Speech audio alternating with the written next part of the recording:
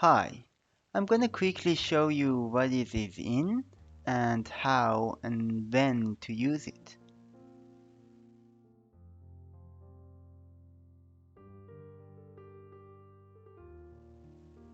Well, here I have a dictionary that I have converted this to a data frame using data frame method, and here you can see my data frame. I have a bunch of names, ages, roles, and score. So let's say we're gonna use Isin to select certain values in this data frame.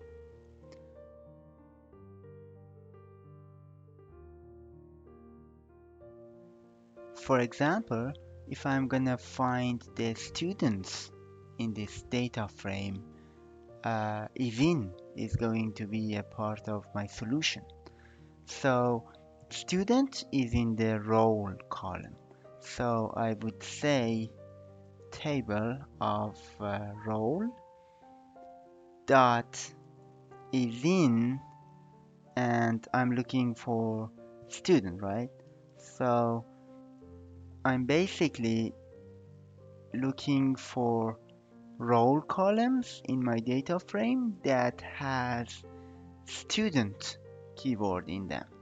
If I run this, I get a boolean column.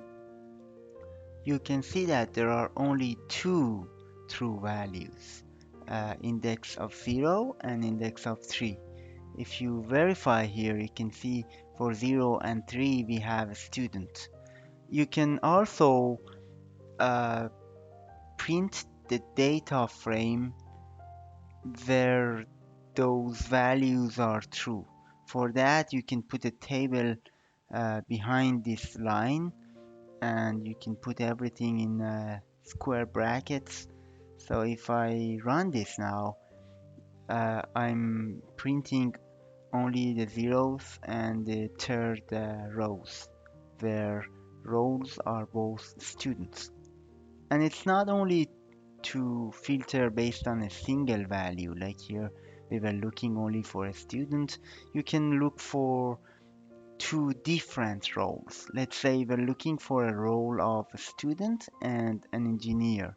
So you can add engineer next to it, and if I run it now, you can see we are limiting our data frame to both students and engineers.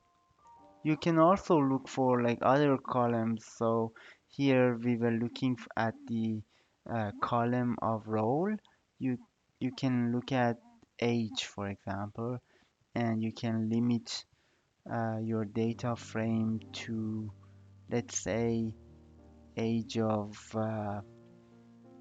28, or let's say 33.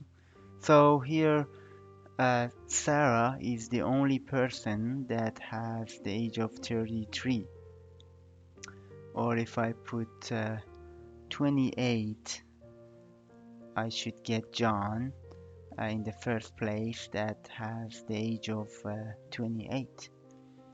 So that was a quick demo on how to use Isin to select certain values in your data frame. I hope it was helpful. Thank you for watching.